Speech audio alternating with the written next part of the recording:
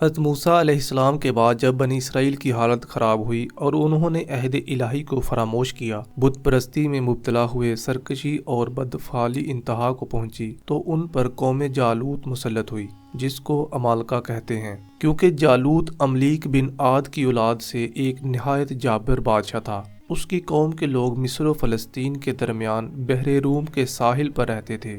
انہوں نے بنی اسرائیل کے شہر چھین لیے، آدمی گرفتار کیے، طرح طرح کی سختیاں کیں۔ اس زمانہ میں کوئی نبی قوم بنی اسرائیل میں موجود نہ تھے۔ خاندان نبوت سے صرف ایک بی بی باقی رہی تھی جو کہ حاملہ تھیں۔ ان کے فرزند پیدا ہوئے، ان کا نام شمویل رکھا۔ جب وہ بڑے ہوئے تو انہیں علم توریت حاصل کرنے کے لیے بیت المقدس میں ایک کبیر السن عالم کے سپرد کیا۔ وہ آپ کے ساتھ کمال شفقت کرتے اور آپ کو فرزند کہتے۔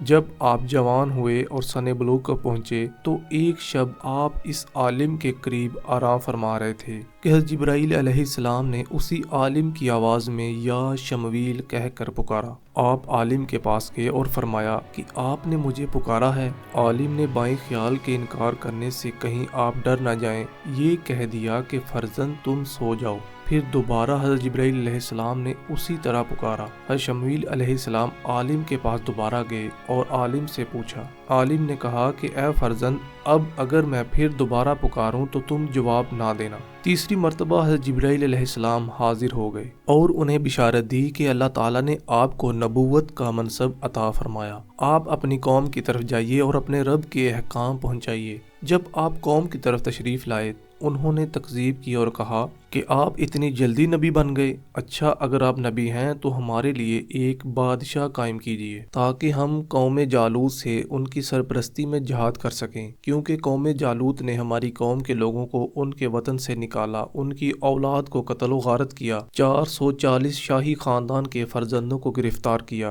جب حالت یہاں تک پہنچ چکی تو اب ہمیں جہاد سے کیا چیز مانع ہو سکتی ہے؟ تب نبی اللہ کی دعا سے اللہ تعالیٰ نے ان کی درخواست قبول فرمائی اور ان کے لیے ایک بادشاہ مقرر کیا اور جہاد فرض فرمایا۔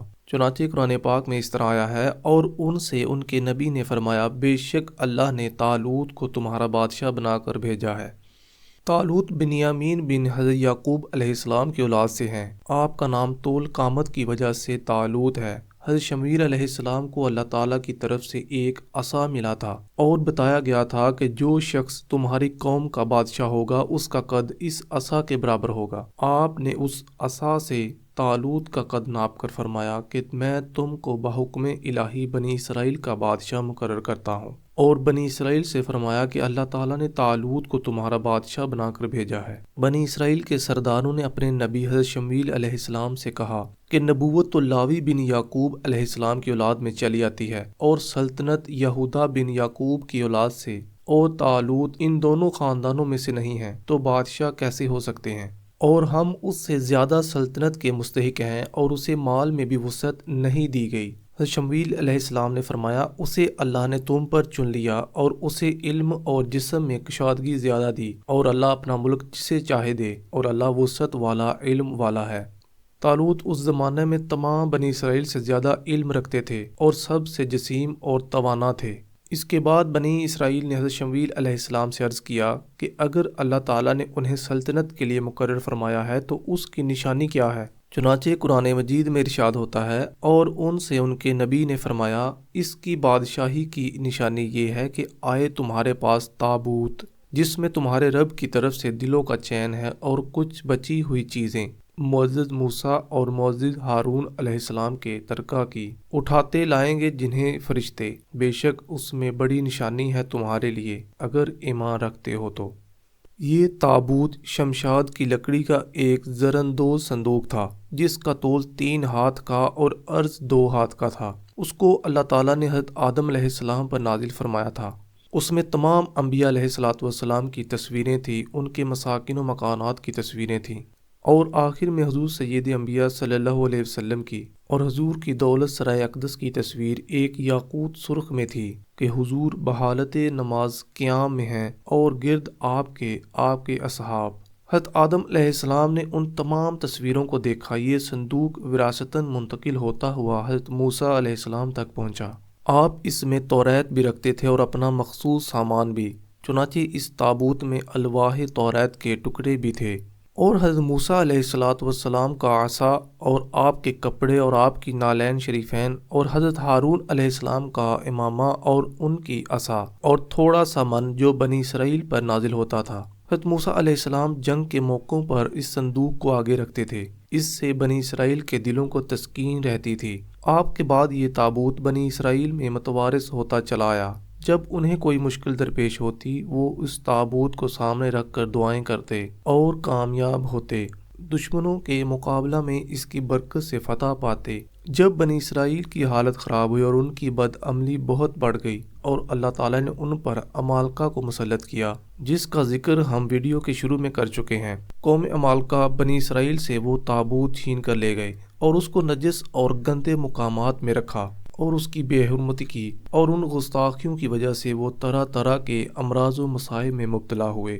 ان کی 5 بستیاں ہلاک ہوئیں، اور انہیں یقین ہوا کہ تابوت کی اہانت ان کی بربادی کا باعث ہے۔ تب انہوں نے تابوت ایک بیل گاڑی پر رکھ کر بیلوں کو چھوڑ دیا، اور فرشتے اس کو بنی اسرائیل کے سامنے طالوت کے پاس لائے، جن کو حضرت شمیل علیہ السلام نے ان کا بادشاہ مقرر کیا تھا، اور اس تابوت کا آنا بنی اسرائیل کے لیے طالوت کی بادشاہی کی نشانی قرار دیا گیا تھا۔ بنی اسرائیل یہ دیکھ کر اس کی بادشاہی کے مقر ہوئے اور انہیں بادشاہ تسلیم کیا، اور بے درنگ جہاد کے لیے آمادہ ہو گئے، کیونکہ تابوت پا کر انہیں اپنی فتح کا یقین ہو گیا۔ طالوت نے بنی اسرائیل میں سے 70,000 جوان منتخب کیے، جن میں حضرت داؤد علیہ السلام بھی تھے۔ جب طالوت لشکریوں کو لے کر بیت المقدس سے دشمن کی طرف روانہ ہوا، وہ وقت نہایت شدت کی گرمی کا تھا۔ لشکریوں نے طالوت سے اس کی شکایت کی اور پانی کے طلبگار ہوئے۔ چنانچہ طالوت کا جواب قرآن مجید میں اس طرح بیان کیا گیا ہے: بولا، بے شک اللہ تمہیں ایک نہر سے آزمانے والا ہے، تو جو اس کا پانی پیے وہ میرا نہیں، اور جو نہ پیے وہ میرا ہے، مگر وہ جو ایک چلو اپنے ہاتھ سے لے لے۔ تو سب نے اس سے پیا مگر تھوڑوں نے۔ پھر جب طالوت اور اس کے ساتھ کے مسلمان نہر کے پار، جن کی تعداد 313 تھی، انہوں نے صبر کیا، اور ایک چلو ان کے لیے اور ان کے جانوروں کے لیے کافی ہو گیا، اور ان کے قلب و ایمان کو قوت ہوئی، اور نہر سے سلامت گزر گئے۔ اور جنہوں نے خوب پیا تھا، ان کے ہونٹ سیاہ ہو گئے، تشنگی اور بڑھ گئی، اور ہمت ہار گئے۔ پھر قرآن مجید میں اس طرح ارشاد ہوتا ہے: پھر جب طالوت اور اس کے ساتھ کے مسلمان نہر کے پار گئے، بولے، ہم میں آج طاقت نہیں جالوت اور اس کے لشکروں کی۔ بولے، وہ جنہیں اللہ سے ملنے کا یقین تھا، بارہا کم جماعت غالب آئی ہے زیادہ گروہ پر اللہ کے حکم سے، اور اللہ صابروں کے ساتھ ہے۔ پھر جب سامنے آئے جالوت اور اس کے لشکروں کے، عرض کی، اے رب ہمارے، ہم پر صبر انڈیل اور ہمارے پاؤں جمائے رکھ، کافر لوگوں پر ہماری مدد کر۔ تو انہوں نے ان کو بھگا دیا اللہ کے حکم سے، اور قتل کیا داؤد نے جالوت کو۔ ناظرین، حضرت داؤد علیہ السلام کے والد یشع طالوت کے لشکر میں تھے، اور ان کے ساتھ ان کے تمام فرزند بھی۔ حضرت داؤد علیہ السلام ان سب میں چھوٹے تھے، بیمار تھے، رنگ زرد تھا، بکریاں چراتے تھے۔ جب جالوت نے بنی اسرائیل سے مقابلہ طلب کیا، وہ اس کی قوت جسامت دیکھ کر گھبرائے، کیونکہ وہ بڑا جابر، قوی شاذ اور عظیم الجثہ قد آور تھا۔ طالوت نے اپنے لشکر میں اعلان کیا کہ جو شخص جالوت کو قتل کرے، میں اپنی بیٹی اس کے نکاح میں دوں گا اور نصف ملک اس کو دوں گا، مگر کسی نے اس کا جواب نہ دیا۔ تو طالوت نے اپنے نبی حضرت شمیل علیہ السلام سے عرض کیا کہ بارگاہ الہی میں دعا کریں۔ چنانچہ آپ نے دعا کی تو بتایا گیا کہ حضرت داؤد علیہ السلام جالوت کو قتل کریں گے۔ طالوت نے آپ سے عرض کیا کہ اگر آپ جالوت کو قتل کریں تو میں اپنی بیٹی آپ کے نکاح میں دے دوں گا اور نصف ملک پیش کروں گا۔ آپ نے قبول فرمایا اور جالوت کی طرف روانہ ہو گئے۔ صف قتال قائم ہوئی، اور حضرت داؤد علیہ السلام دست مبارک میں فلاخن لے کر مقابل ہوئے۔ جالوت کے دل میں آپ کو دیکھ کر دہشت پیدا ہوئی، مگر اس نے باتیں بہت متکبرانہ کیں اور آپ کو اپنی قوت سے مرعوب کرنا چاہا۔ آپ نے فلاخن میں پتھر رکھ کر مارا، وہ اس کی پیشانی کو توڑ کر پیچھے سے نکل گیا، اور جالوت مر کر گر گیا۔ حضرت داؤد علیہ السلام نے اس کو لا کر طالوت کے سامنے ڈال دیا۔ تمام بنی اسرائیل خوش ہوئے، اور طالوت نے حضرت داؤد علیہ السلام کو حسب وعدہ نصف ملک دیا، اور اپنی بیٹی کا آپ کے ساتھ نکاح کر دیا۔